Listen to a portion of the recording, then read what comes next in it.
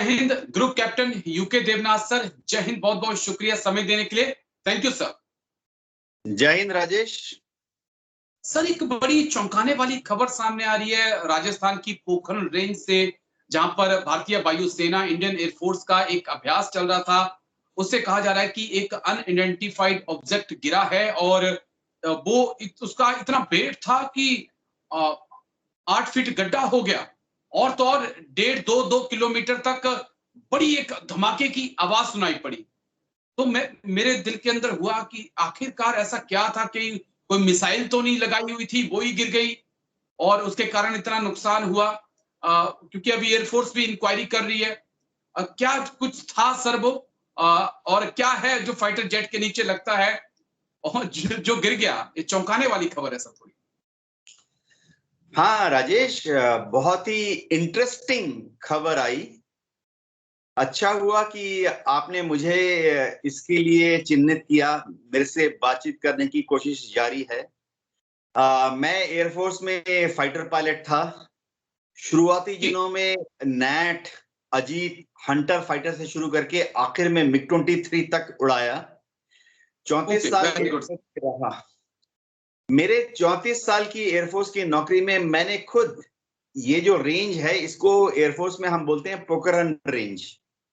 Okay sir. मेरी नौकरी में मैंने खुद पोखरण रेंज में कम से कम समझ लीजिए 30-40 बार बॉम्ब्स गिराए हैं, 60-70 बार रॉकेट फायर किए हैं और कम से कम 70-80 बार मैंने पोखरण रेंज पर हमारे जहाज में कैनन लगा होता था 23 मिलीमीटर, वो फायर किए हैं। अब होता यह है राजेश कि पोखरण रेंज एयरफोर्स को जो अलॉटेड एरिया है वो बहुत विशाल है।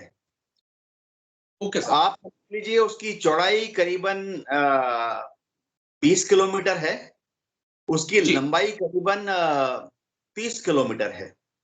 ओके। तो एयरफोर्स में जितने फाइटर पायलट हैं या अटैक हेलीकॉप्टर हैं या ट्रांसपोर्ट विमान से भी कभी कभी आर्म्स अम्युनिशन गिराने की प्रैक्टिस होती है, सब वहीं पर होती है। जो छोटे वाले मिसाइलें होती हैं, जमीन से जमीन पर फायर करने वाली छोटी मिसाइलें, उनका भी ट्रायल वहीं पर होता है। अब होता यह है राजेश कि जो एम किया जाता है, कई बार जाहिर बात है कि टारगेट पर बॉम्ब नहीं गिरता है या जो रॉकेट या मिसाइल फायर किया है वो टारगेट पर नहीं गिरता है, एरर हो जाता है। एरर के कई वजह हो सकते हैं। कई बार एरर इसलिए हो जाता है कि पायलट नौसिखिया है, सीख रहा है। मैं आपको बता दूं मेरे एक्सपीरियंस से कि एक्सपीरियंस पायलट जिनकी 10-10 साल 20-20 साल की भी नौकरी है, एक्सपीरियंस है, उनसे भी कई बार थोड़ी सी टारगेट मिस हो जाता है, आम बात। बिल्कुल सर, एग्री। कई बार टेक्निकल वजह से भी होता है कि कोई छोटी सी टेक्निकल वजह से जो बॉम्ब है, रॉकेट है या ड्रॉप टैंक है जिसमें हम एक्स्ट्रा फ्यूल कैरी करते हैं, वो थोड़ा गिर जाता है बिना इंटेंशन के। ओके। तो हो सकता है वो थोड़ा सा इधर गिर जाए, थोड़ा सा उधर गिर जाए, थोड़ा दाएं बाएं गिर जाए, बिना पायलट की मर्जी के। ऐसा कभी कभी हो जाता है, साल में 1-2 बार, टेक्निकल एरर। मैं दर्शकों को यह भी बता दूं कि मेरे जिंदगी में कम से कम एक बार मेरा ड्रॉप टैंक मैंने गलती से गिरा दिया, खुद अपनी गलती से। ओके।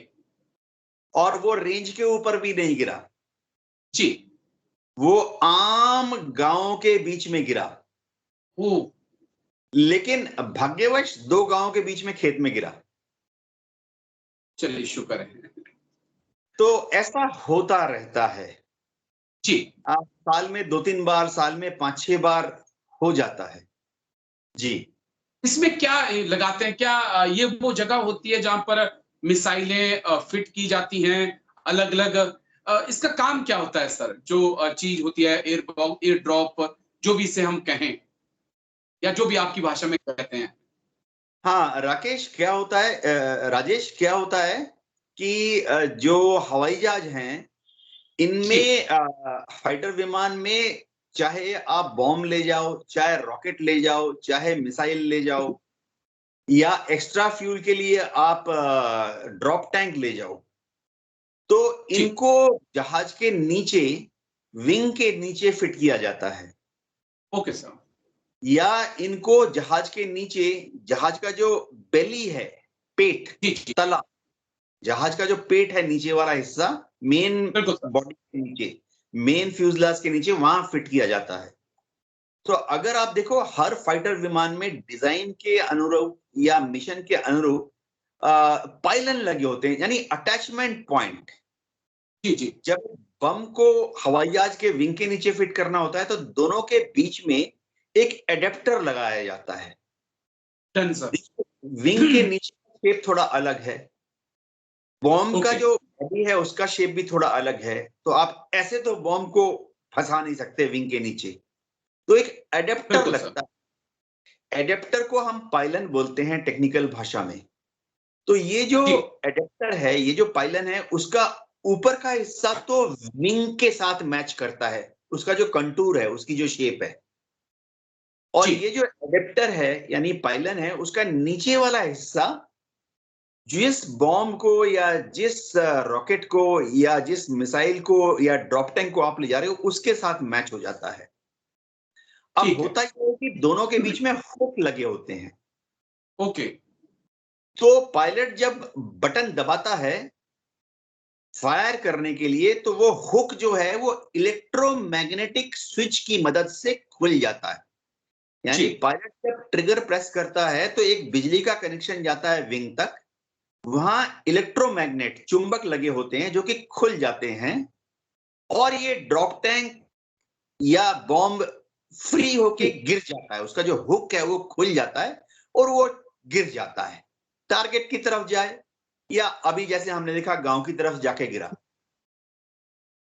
अच्छा, एक और चीज मेरे केस में, एक बार क्या हुआ था कि जब हम इसको फायर करते हैं, तो जो एडेप्टर है, पाइलन है, उसके अंदर छोटा सा एक पटाखा लगा होता है। ओके।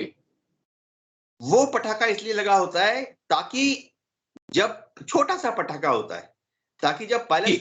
ट्रिगर प्रेस करे तो वो इलेक्ट्रोमैग्नेटिक स्विच का जो हुक है वो भी खुल जाता है, और ये पटाखा भी फटता है, ठा।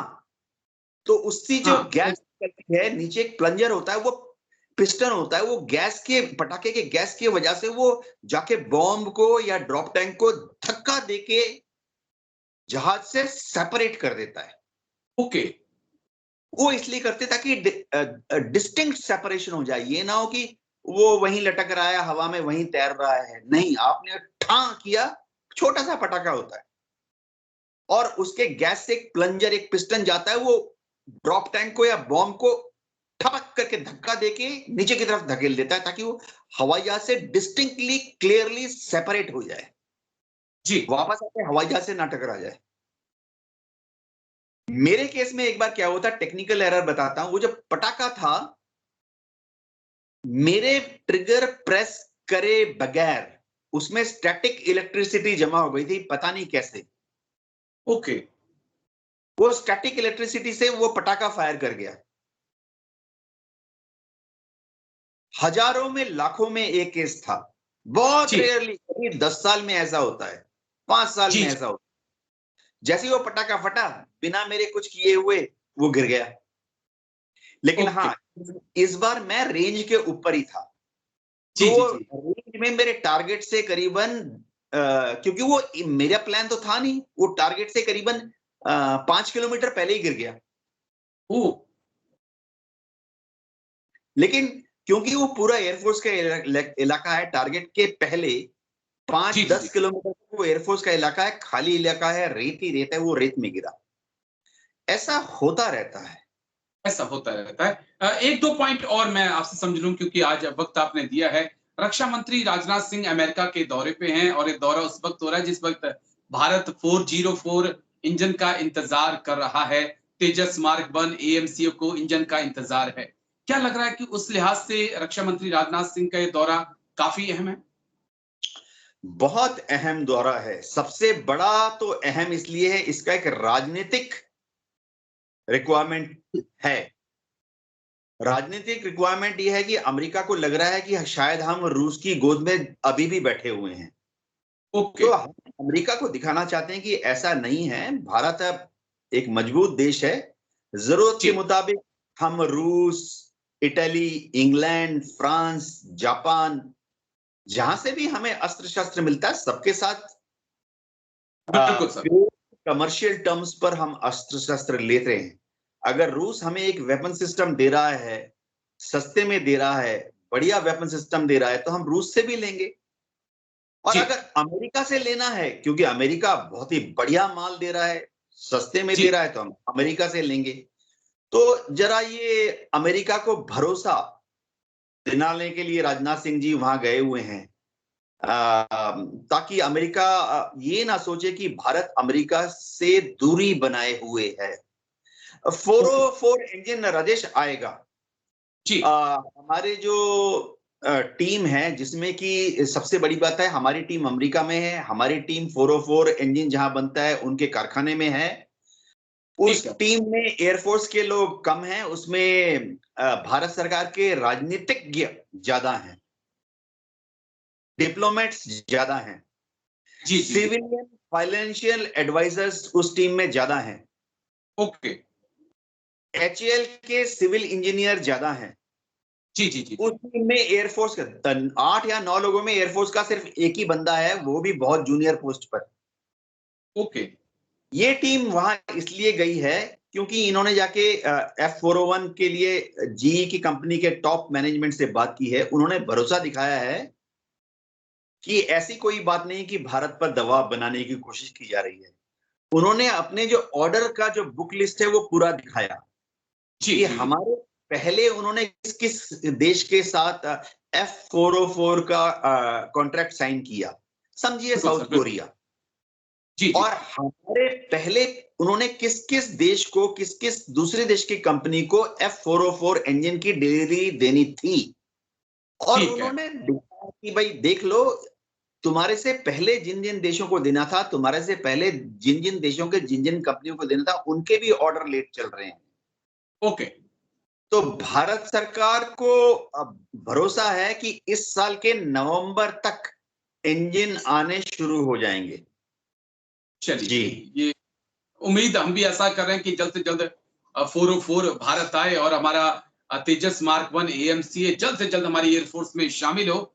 लेकिन शुक्रिया सर, आपका बहुत बहुत शुक्रिया। Group captain U K Devnath sir, आप आए और इतने अच्छे से समझाया कि आखिरकार जो धमाका हुआ था उसके पीछे के क्या कारण है। Thank you sir. जय हिंद। Thank you sir. जय हिंद राजेश।